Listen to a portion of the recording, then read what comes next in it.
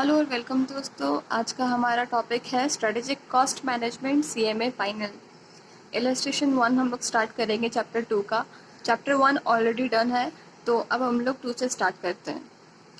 Illustration number 1. Accelerate Company Limited manufactures and sells 4 type of product under the brand name A, B, C and D. So ये company है Accelerate Company Limited और ये 4 product sale करती है under the brand name A, B, C and D. Sale mix given है ये चारों products का और टोटल बजटेड सेल्स 100% है और वो आ रहा है 60,000 पर मंथ। ऑपरेटिंग कॉस्ट में वेरिएबल कॉस्ट गिवन है, fixed cost also given. We have to calculate break even point of the product on overall basis. सबसे पहले ब्रेक इवन पॉइंट कैलकुलेट करेंगे। सबसे पहले एक स्टेटमेंट बना लेंगे showing the computation of break even point. Sales value हमारा कैसे आएगा, टोटल 60,000 है और उस पर सेल्स मिक्स गिवन है, तो ईच के लिए हम लोग निकाल लेंगे। Then variable cost selling price पे गिवन है, ईच का हम लोग फिर वहाँ से उस तरह से ही निकालेंगे 60%, 68%, 80 एंड 40% रिस्पेक्टिवली, तो वेरिएबल कॉस्ट भी निकल आएगा। देन कंट्रीब्यूशन माइनस करके निकाल लेंगे एंड टोटल भी कर लेंगे। फिक्स्ड कॉस्ट गिवन है, टोटल में हम लोग फिक्स कॉस्ट यहाँ पर लेस करेंगे तो प्रॉफिट आ जाएगा। सो प्रॉफिट के बाद हम लोग पीवी रेशियो निकालेंगे कैसे, कंट्रीब्यूशन बाय सेल्स इंटू 100, तो ईच का पीवी रेशियो यहाँ पर आ जाएगा और टोटल का भी आ जाएगा। देन हम लोग फाइनली ब्रेक इवन सेल्स निकाल लेंगे हमारे fixed cost per divided by total जो पीवी है उससे, तो हमारा ब्रेक इवन सेल्स आ जाएगा। अगला क्वेश्चन बोल रहा है also calculate break even point if the sales mix is changed as follows, the total sales per month remaining the same. Mix का हम लोग का क्या बोल रहा है क्वेश्चन कि फिर से ब्रेक इवन पॉइंट निकालना है जहाँ पर सेल्स पर मंथ सेम है और जो मिक्स है सेल्स मिक्स वो उसमें चेंज आ रहा है, तो पहले ये था अब ये हो जाएगा। ओके, तो इसके लिए फिर से एक स्टेटमेंट हम लोग एक टेबल बनाएंगे। सेल्स मिक्स नया है, उसके हिसाब से हम लोग प्रोपोर्शनेट बांट लेंगे। टोटल तो 60,000 ही है, वेरिएबल कॉस्ट भी उसी हिसाब से हम लोग बांट लेंगे ऑन सेल्स, जितना यहाँ पर गिवन था ऊपर वाले क्वेश्चन में उसी पे हम लोग वेरिएबल कॉस्ट भी निकाल लेंगे और हमारा कंट्रीब्यूशन भी आ जाएगा। उससे हम लोग फिक्स कॉस्ट गिवन है, फिक्स्ड कॉस्ट चेंज नहीं होगा, रिमेन सेम। ओके, देन हम लोग ब्रेक इवन सेल्स भी निकाल लेंगे पीवी रेशियो निकाल कर। बड़ा इजी क्वेश्चन था। अब हम लोग चलते हैं इलस्ट्रेशन 2 पर। A company currently operating eight 80% capacity has the following profitability particulars. तो यहाँ पे बोल रहा है कि एक कंपनी है जो कि 80% कैपेसिटी पर काम करता है, तो एट 80% कैपेसिटी उसका सेल्स इतना अमाउंट हो रहा है और कॉस्ट इतना हो रहा है। Okay, An export order has been received that would utilize half the capacity of the factory. अब क्या बोल रहा है कि एक एक्सपोर्ट ऑर्डर रिसीव हुआ है जो कि हाफ कैपेसिटी फैक्ट्री का यूटिलाइज करेगा, मतलब कि पूरा 50% यूटिलाइज कर लेगा। The order has either to be taken in full and executed at 10% below the normal domestic prices or rejected totally. The alternatives available to the management are given below. Alternatives क्या given है, पहला कि reject the order and continue with the domestic sales only as at present. तो इसमें बोल रहा है कि या तो ऑर्डर रिजेक्ट करके हम लोग कंटिन्यू कर सकते हैं with the domestic sales only. Second option है except order split the capacity equally between overseas and domestic, मतलब 50-50 यहाँ पर बोल रहा है। स्प्लिट इक्वली मतलब 50% डोमेस्टिकली और 50% जो है वो overseas, and turn away excess domestic demand. Okay, third क्या बोल रहा है, increase the capacity so as to accept the export order and maintain the present domestic sales by buying an equipment that will increase the capacity by 10% and fixed cost by 40,000 and work overtime a time and a half to meet the balance of required capacity to prepare comparative statements of profitability and suggest the best. Okay, so as per option 1 जो कि बोलता है कि reject order and continue with the domestic sales only, हम लोग 80% capacity वाला ही follow कर रहे हैं क्योंकि यहाँ पे ये ऑर्डर को रिजेक्ट करने बोल रहे हैं। तो जैसा क्वेश्चन में गिवन था table, same to same sales cost and then contribution, उससे फिक्स कॉस्ट लेस करके प्रॉफिट जैसा कि था वैसा ही निकलेगा। सेकेंड ऑप्शन के लिए यहाँ पर बोल रहा है accept the order and split into equal, तो यहाँ पर इक्वल में स्प्लिट करना है तो कैसे होगा, 100% कैपेसिटी यूज करना पड़ेगा, 50% for domestic and 50% for overseas. इसके लिए एक वर्किंग नोट बना लेंगे। सी इतना हमारा 80% के लिए था, तो 100% के लिए कितना होगा इनटू उसका हाफ, तो ये वैल्यू हमारा डोमेस्टिक निकल कर आ गया। अब एक्सपोर्ट ओवरसीज़ के लिए क्या बोल रहा है, हमारा जो वैल्यू है ओवरसीज हाफ कैपेसिटी यूज़ करेगा, ओके। और ये जो ऑर्डर है either to be accepted and taken in full and executed at 10% below the normal domestic price, तो 10% below normal domestic price। तो अगर डोमेस्टिक हमारा सेल्स 8 लाख हो रहा है तो एक्सपोर्ट ओवरसीज कितना होगा, 8 लाख का 8 लाख माइनस 8 लाख का 10%, तो 7,20,000 हमारा एक्सपोर्ट सेल्स हो जाएगा। दोनों को ऐड कर देंगे for the purpose of option 2, तो 8 लाख प्लस 7,20,000। इसका मटेरियल कैसे निकलेगा, सी 4 लाख हमारा आ रहा था, ये आ रहा था 80% के लिए, तो 100 के लिए कितना होगा 5 लाख। इस तरह से हम लोग बाकी कॉस्ट का भी निकाल लेंगे, कंट्रीब्यूशन आ जाएगा, वहाँ से फिक्स्ड कॉस्ट हमारा सेम ही रहेगा। सी फिक्स्ड कॉस्ट हमेशा यहाँ पे सेम रहेगा, तो हमारा प्रॉफिट भी आ जाएगा। देन थर्ड क्वेश्चन क्या बोल रहा है, to increase the capacity as to accept the order and maintain the present domestic sales. तो प्रेजेंट डोमेस्टिक सेल्स हमारा कितना है, ये इतना है प्रेजेंट डोमेस्टिक सेल्स, प्लस हमारा जो ओवरसीज ऑर्डर है वो हाफ कैपेसिटी वाला है, तो ये हमारा ये वैल्यू है 7,20,000, दोनों को ऐड कर देंगे, ठीक है। तो हम लोग कैपेसिटी कैसे इंक्रीज कर सकते हैं, पहले तो यहाँ 10% हम लोग इंक्रीज करेंगे बाय बाइंग एन इक्विपमेंट, जिसका कि फिक्स कॉस्ट पर और ऐड हो जाएगा 40,000, और वर्क ओवर टाइम करवाएंगे अपने लेबरर्स से to meet the required capacity. तो देखो हमारे पास 100% कैपेसिटी है, उसमें से हम लोग 10% यहाँ से आ रहा है, तो 110 तो आ गया, और हम लोग को चाहिए 130 कैसे, हमारा 80% कैपेसिटी है और ओवरसीज मीट करने के लिए 50 और चाहिए, तो 80 + 30 80 + 50 130, तो यहाँ 110 लेस 130 20%, तो ये कैसे आ रहा है, हमारा ओवर टाइम जो लेबर काम कर रहे हैं उनसे आ रहा है, ठीक है। तो ये वैल्यू निकालने के बाद हम लोग मटेरियल सेम वे से निकाल लेंगे। अगर हमारा 5 लाख हो रहा है 100 के लिए, तो 130 के लिए कितना हो जाएगा 6,50,000, 6,50,000। सिमिलरली बाकी भी निकाल देंगे। यहाँ पे एक चेंजेस आएगा जो कि हमारा फिक्स कॉस्ट में है, 40,000 से फिक्स कॉस्ट इंक्रीज हो रहा है, और हम लोग फिर प्रॉफिट निकाल लेंगे। हेंस फ्रॉम आवर कंप्यूटेशन हम लोग को ये पता चलता है कि ऑल्टरनेटिव 3 जो है कैपेसिटी इंक्रीज करने का, वो ज़्यादा बेनिफिट करेगा। Illustration 3. This illustration is on indifference point. Indifference point ऐसा पॉइंट है या फिर ऐसा एक फिनेंशियल सिचुएशन है जहाँ पर प्रॉफिट या फिर टोटल कॉस्ट जो है वो सेम रहता है for given to financial plans या फिर कॉस्ट स्ट्रक्चर्स।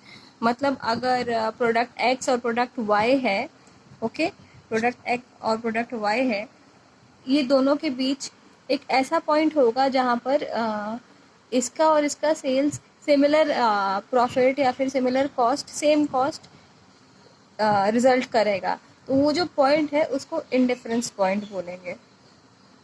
नाउ क्वेश्चन में है एक practising cost and management accountant है जो कि ₹0.90 पर किलोमीटर स्पेंड करता है on taxi fares for his clients work, ठीक है। Now he is considering two other alternatives, the purchase of a new small car or an old bigger car. So यहाँ पे table में data given है for purchase of new small car and old bigger car, और उसके purchase price, depreciation rates वगैरह given है। He estimates that he does 10 kilometer annually. Which of the 3 alternatives will be cheaper? If he practice expands, he has to do 19,000 kilometer per annum. Will be cost of 2 cars, break even and why? So यहाँ पर जो पूछ रहा है will the two cost of the 2 cars, break even and why, तो यही है indifference point यहाँ पर पूछ रहा है। Ignore interest and income tax, यहाँ इनकम टैक्स और इंटरेस्ट इग्नोर करने बोल रहा है, तो इसका फ़ायदा ये होगा कि हम लोग को PVAF कैलकुलेट नहीं करना पड़ेगा, we can simply solve the question, ठीक है। तो पहला इससे 3 आउटकम्स निकल रहा है। पहला है कि वो अपना टैक्सी फेयर के थ्रू जाए, ठीक है। सेकेंड ऑप्शन है कि वो न्यू स्मॉल कार खरीदे, और थर्ड ऑप्शन ओल्ड बिगर कार खरीदे। तीनों के लिए हम लोग टेबल ड्रॉ कर लेंगे। और उससे आउटकम निकालेंगे। सबसे पहले टैक्सी फेयर। तो टैक्सी फेयर बहुत ही सिंपल है। उसका जो रनिंग कॉस्ट आ रहा है 0.9 गिवन है क्वेश्चन में, 0.9 पर किलोमीटर, ठीक है। तो ये उसका रनिंग का कॉस्ट है अगर वो टैक्सी यूज़ करे तो, ठीक है। तो टोटल कॉस्ट पर 10,000 किलोमीटर कितना हो जाएगा, ये पर किलोमीटर के लिए है, तो 10,000 के लिए कितना हो जाएगा, मल्टीप्लाई करके हम लोग निकालेंगे, 9,000 वैल्यू आएगा। ओके, सिमिलरली अगर ये 10,000 के लिए इतना वैल्यू आ रहा है तो 19,000 के लिए कितना आएगा, तो 0.9 को 19,000 से मल्टीप्लाई करेंगे, हमारा वैल्यू 17,100 आ जाएगा, ठीक है। सी 0.9 इंटू 19,000, ठीक है। Next new small car. तो न्यू स्मॉल कार के केस में पहले हम लोग उसका परचेज प्राइस गिवन है और सेल प्राइस आफ्टर 5 ईयर्स जो है गिवन है, तो इससे हम लोग डेप्रिसिएशन निकाल सकते हैं। 35,000 minus 19,000 divide by 5 years, 5 years के लिए वो है, तो उसका डेप्रिसिएशन आ जाएगा 3,200। ओके, 3,200। उसके बाद उसमें रिपेयर कॉस्ट ऐड कर देंगे और जो टैक्सेस हैं, इंश्योरेंस, वो ऐड कर देंगे, तो हमारा 5,900 आ जाएगा। ये जो है ये फिक्स्ड रहेगा और ये चेंज नहीं होगा, ठीक है। सिमिलरली ओल्ड बिग कार के लिए भी डेप्रिसिएशन निकाल लेंगे, फिक्स्ड कॉस्ट जो कि डेप्रिसिएशन है, और रिपेयर्स और टैक्सेस निकाल लेंगे 1,200 एंड 700 रिस्पेक्टिवली, टोटल कर लेंगे, ये दोनों वैल्यू चेंज नहीं होगा, ठीक है। अब रनिंग कॉस्ट निकालेंगे दोनों कार्स के लिए। तो न्यू स्मॉल कार के लिए क्या बोल रहा है, पेट्रोल कंजम्पशन पर litre is 10 and for old bigger car is 7। तो पर लीटर पेट्रोल कंजम्पशन का अमाउंट कितना आ रहा है, 10 एंड 7, और पेट्रोल प्राइस पर लीटर कितना है, 3.5 एंड 3.5। तो यहाँ पे रनिंग कॉस्ट कैसे निकाल लेंगे, 3.5 डिवाइड बाई 10, 3.5 डिवाइड बाई 7, तो इसका वैल्यू आ जाएगा 0.35 और यहाँ पर आ जाएगा 0.5। सी रनिंग कॉस्ट दोनों का आ जाएगा 3.5 एंड 0.5। अब रनिंग कॉस्ट और ये कॉस्ट ऐड कर देंगे, हमारा जो फिक्स्ड कॉस्ट था, तो हमारा टोटल कॉस्ट पर किलोमीटर आ जाएगा। कैसे, जो रनिंग कॉस्ट है उसको मल्टीप्लाई कर देंगे 10,000 के लिए, ठीक है, तो हमारा वैल्यू आ जाएगा 3,500। ये हमारा जो है वेरिएबल कॉस्ट है, ठीक है, इसका वैल्यू 3,500 आ गया, और ऊपर जो हमारा फिक्स्ड कॉस्ट था उसको ऐड कर देंगे, तो 10,000 के लिए वैल्यू आ जाएगा। सिमिलर ओल्ड बिग कार का कैसे करेंगे, वही करेंगे, 0.5 जो हमारा रनिंग कॉस्ट आ रहा था मल्टीप्लाई कर देंगे टोटल किलोमीटर 10,000 है, तो मल्टीप्लाई करके वैल्यू 5,000 आ जाएगा। सी 0.5 इंटू 10,000 किलोमीटर, तो 5,000 किलोमीटर्स हमारा ये जो है अमाउंट, ये हमारा वेरिएबल कॉस्ट या फिर रनिंग कॉस्ट आ गया, और उसमें हम लोग फिक्स्ड कॉस्ट जो यहाँ पे निकला था वो ऐड कर देंगे, तो ये 10,000 किलोमीटर के लिए आ गया टोटल कॉस्ट। अब क्वेश्चन बोल रहा है 19,000 किलोमीटर के लिए क्या होगा, तो 19,000 के लिए सिमिलरली हम लोग क्या करेंगे, जो रनिंग कॉस्ट है यही चेंज होगा, जो वेरिएबल है ये कैसे चेंज होगा, हम लोग 3.5 से मल्टीप्लाई करे थे 10,000 को, तो हम लोग मल्टीप्लाई करेंगे 19,000 को, 3.5 मल्टीप्लाई बाई 19,000 प्लस जो हमारा फिक्स्ड कॉस्ट था, तो हमारा ये वैल्यू आ जाएगा। इसी तरह ओल्ड बिग कार का भी हम लोग निकाल लेंगे, तो जो 13,000 आ रहा है। सो अब क्वेश्चन क्या पूछ रहा है, which of the 3 alternatives will be cheaper. तो इस केस में जब वो 10,000 किलोमीटर ही उसको चलना हो, तो उस केस में ओल्ड बिगर कार जो है वो सबसे चीपर ऑप्शन है, क्योंकि इससे हमारा जो कॉस्ट आ रहा है टोटल वो 8,500 है, जो कि न्यू स्मॉल कार के लिए 9,400 है, और टैक्सी से 9,000 है। तो old big car is the cheapest option. Next, अगर वो प्रैक्टिस कर रहा है, अगर वो अपना प्रैक्टिस एक्सपैंड कर रहा है, तो उसको 19,000 किलोमीटर चलना पड़ेगा, ठीक है, and he has to do 19,000 kilometre per annum, will be cost of the 2 cars break even and why. तो कब जाके ये कॉस्ट ब्रेक इवन करेगा और एंड वाई, तो इसके लिए इंडिफरेंस पॉइंट निकालना पड़ेगा, ठीक है। तो इंडिफरेंस पॉइंट का फॉर्मूला है, इंडिफरेंस पॉइंट का फॉर्मूला है difference in fixed cost divided by difference in variable cost per unit. तो फिक्स्ड कॉस्ट हमारा डिफरेंस कितना है, 5,900 लेस 3,500, 2,400, और difference in variable cost per unit जो है 0.35 हाँ, 0.5 माइनस 0.35, तो उसका डिफरेंस है 0.15, तो ये वैल्यू आ जाएगा 16,000 किलोमीटर। तो 16,000 किलोमीटर वॉक करने पे उसका इंडिफरेंस पॉइंट है, जो कि चाहे वो इस कार से जाए चाहे इस कार से जाए, उसका जो कॉस्ट है वो सेम पड़ेगा eight 16,000 kilometre.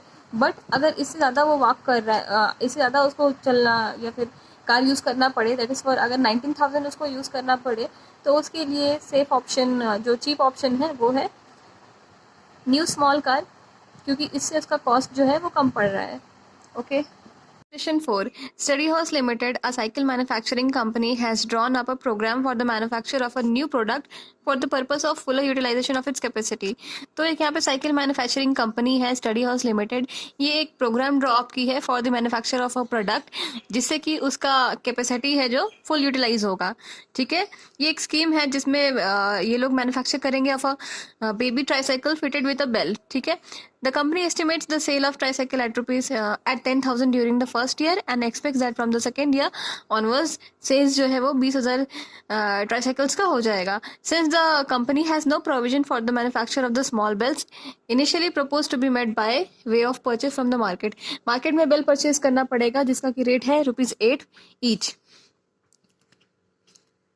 However, if the company desires to manufacture the bell in its factory, तो अगर कंपनी अपने फैक्ट्री में बेल बनाने का प्रोसेस शुरू करती है तो उसका कॉस्ट कैसा पड़ेगा? अगर वो इसके लिए उसको मशीन इंस्टॉल करना पड़ेगा, वेदर मशीन, सुपर एक्स या फिर जनता मशीन, इसमें से एक मशीन उसको इंस्टॉल करना पड़ेगा। तो इसका डेटा गिवन है, जैसे कि इनिशियल कॉस्ट क्या लगेगा, life of the machine, overheads, variable expenses etcetera. तो depreciation on the machine SLM पे चार्ज करना होगा। We are required for each of the two levels of output, namely 10,000 and 20,000 bells, state with suitable working whether the company should purchase the bell from the market or install new equipment. Simple इसका यही मतलब है कि weather company को bell install करना चाहिए या market से खरीदना चाहिए, और अगर इंस्टॉल करना चाहिए तो कौन से मशीन से करना चाहिए एट दिस आउटपुट लेवल। ठीक है, सबसे पहले हम लोग एक टेबल बना लेंगे, statement showing comparative cost at the 3 levels of output. तो पर्टिकुलर्स में क्या आ जाएगा, पहले तो 10,000 यूनिट्स के लिए, 20,000 के लिए एंड देन 40,000 के लिए एज पर द क्वेश्चन। तो सबसे पहले मार्केट, क्योंकि मार्केट में ₹8 में मिल रहा है बेल्स, एंड देन 10,000 SPX और जनता से, फिर 20,000 के लिए मार्केट, SPX, जनता एंड 40,000। तो सबसे पहले फिक्स्ड कॉस्ट जो है डेप्रिसिएशन आ जाएगा, उसमें डिप्रिसिएशन निकाल लेंगे। पहले मार्केट में तो कोई डिप्रिसिएशन नहीं रहेगा, डायरेक्टली वेरिएबल कॉस्ट जो है ₹8 ईच बेल, तो 8 इंटू 10,000 80,000। SPX मशीन के लिए डिप्रिसिएशन कितना हो जाएगा, इनिशियल कॉस्ट 3 लाख बोल रहा है और 3 लाख 10 साल के लिए है, तो पर ईयर कितना हो जाएगा 30,000। तो 30,000 and then fixed cost given है 54,000 और वेरिएबल कॉस्ट ₹4 पर बेल, तो 4 इंटू 10,000 40,000। सिमिलरली जनता मशीन का भी हम लोग ऐसे ही डिप्रिसिएशन का वैल्यू निकाल लेंगे, फिक्स्ड कॉस्ट गिवन है एंड वेरिएबल कॉस्ट हो जाएगा 5 इंटू 10,000। 20,000 के लिए भी निकाल लेंगे एंड 40,000 के भी सिमिलर वे में निकाल लेंगे। Now at 10% at 10,000 output level buy from market, अगर हमारा 10,000 आउटपुट लेवल है तो मार्केट से खरीदना हमारे लिए सबसे ज़्यादा चीप पड़ेगा। एंड देन एट 20,000 लेवल हमारा जनता मशीन जो है वो हमारा सबसे लो कॉस्ट पड़ेगा। एंड फॉर 40,000 हमारा जो सुपर एक्स मशीन है। Part 3 of the question ask at what volume of bells will the installation of 2 machine break even. तो ये फिर से इंडिफरेंस पॉइंट पूछ रहा है, तो volume of bells at which the 2 machine will break even equals to, हमारे पास इंडिफरेंस पॉइंट का फॉर्मूला है difference in fixed cost divide by difference in variable cost per unit. तो हमारा फिक्स्ड कॉस्ट कितना है total, 30,000 plus 54,000 84,000, 20 plus 28,000 48,000।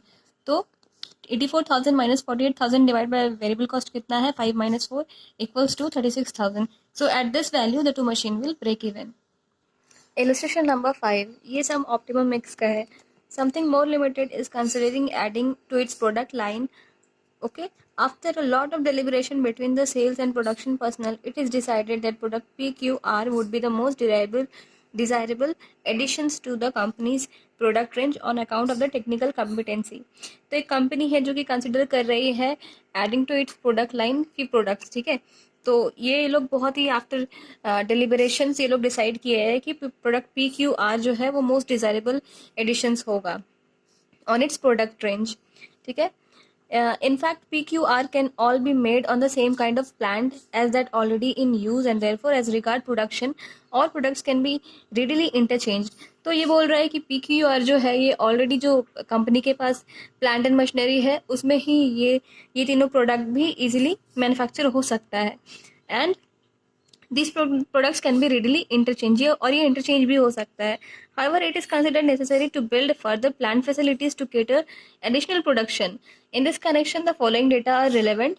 Products per unit PQR, direct material P के लिए 100, Q के लिए 120, R के लिए 90, direct labour, variable overhead, SP, demands, machine hours, ये सबका गिवन है. Next, it is felt that initially extra plant facilities can be built to operate at the following 5 different levels of activities, that is 1800 hours, 2300 hours, 2800 hours, 3300 and 3800 machine hours per cost period. The fixed overhead cost for cost period relevant to these 5 different levels of activity are estimated as these. तो इसका machine hours given है और fixed cost respectively ये सब machine hours पर given है.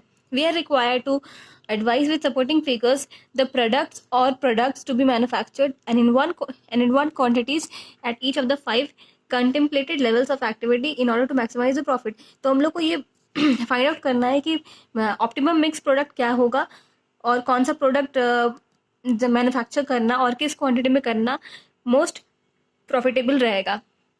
Okay तो ये क्वेश्चन में ये मशीन आवर्स जो गिवन है ये एक बॉटलनेक है, क्योंकि एक प्रोडक्ट को प्रोड्यूस करने के लिए इतना आवर्स लगेगा ही इस प्रोडक्ट्स में से किसी को भी प्रोड्यूस करने के लिए. तो ये हमारा मशीन आवर्स यहाँ पर बॉटलनेक है. ऐसे क्वेश्चन में सबसे पहले हम लोग कंट्रीब्यूशन निकाल लेंगे. सी हम लोग ईच प्रोडक्ट का कंट्रीब्यूशन निकाल लेंगे. सेलिंग प्राइस गिवन है 350, 420, 370 और वेरिएबल कॉस्ट इसे लेस कर लेंगे. हमारे डायरेक्ट मटेरियल P के लिए 100, 50 एंड 50 है, टोटल 200. तो हमारा selling price less variable cost, हमारा कंट्रीब्यूशन पर यूनिट आ जाएगा 150. कंट्रीब्यूशन पर मशीन आवर कैसे आएगा? सी कंट्रीब्यूशन पर यूनिट हमारा 150 है और मशीन आवर्स रिक्वायर्ड इज 15. ठीक है, तो 150 डिवाइडेड बाई 15 हमारा कंट्रीब्यूशन पर मशीन आवर आ जाएगा 10. इसी तरह से Q और R का भी निकाल लेंगे और उसके बाद हम लोग रैंकिंग कर देंगे on the basis of priority. Highest contribution R का आ रहा है इसीलिए उसका रैंकिंग 1 होगा, देन Q और लास्ट हो जाएगा P. अब हम लोग ऑप्टिमम मिक्स स्टेटमेंट बना लेंगे और प्रॉफिट एट डिफरेंट 5 लेवल्स. तो हमारा लेवल गिवन है 1800, 2300, 28, 33 एंड 3800. सबसे पहले प्रायोरिटी हम लोग R को देंगे, then Q and then P. तो 1800 आवर्स में हमारा सिर्फ R का ही प्रोडक्ट बन सकता है. कैसे? सी हमारे पास R को डिमांड है 750 यूनिट्स का और पर यूनिट 3 आवर्स लग रहा है. तो 750 इंटू 3 मतलब टोटल इतना आवर्स चाहिए, पर हमारे पास 1800 आवर्स ही है. तो 1800 आवर्स में हमारा कितना प्रोडक्ट बन जाएगा? डिवाइड बाई 3, 600 यूनिट हमारा बन जाएगा. तो 1800 आवर्स में 600 बन जाएगा. मल्टीप्लाई करेंगे, हमारा कंट्रीब्यूशन पर यूनिट कितना गिवन है? 90 आर के लिए इंटू 90, तो 54,000 टोटल कंट्रीब्यूशन आ जाएगा. लेस फिक्स्ड कॉस्ट करेंगे जो कि बुक में गिवन है फॉर 1800 आवर्स, तो हमारा प्रॉफिट निकल के आ जाएगा इस लेवल के लिए. Next 2300 hours. 2300 आवर्स में से हम लोग आर को टोटल कितना चाहिए? 2300 आवर लेस 2250, 50 आवर्स फिर भी बच रहा है. तो 2250 पूरा आर को दे देंगे जिसमें हमारा आर का टोटल यूनिट प्रोड्यूस हो जाएगा, दैट इज 750 यूनिट्स. तो बचा हुआ 50 आवर्स हम लोग क्यू को दे देंगे. एक यूनिट प्रोड्यूस करने के लिए क्यू का 5 आवर्स लगता है. तो 50 आवर्स में कितना प्रोड्यूस होगा? 10 यूनिट प्रोड्यूस होगा. तो 10 यूनिट यहाँ पर आ जाएगा जिसका कंट्रीब्यूशन निकल के आएगा 100 पर यूनिट है. तो हमारा 10 into 100 1000.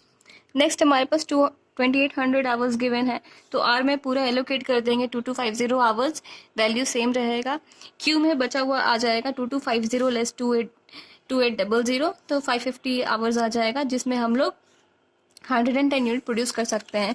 550 divide by 5, so 110 units, तो उसका कंट्रीब्यूशन आ जाएगा 110 इंटू 100।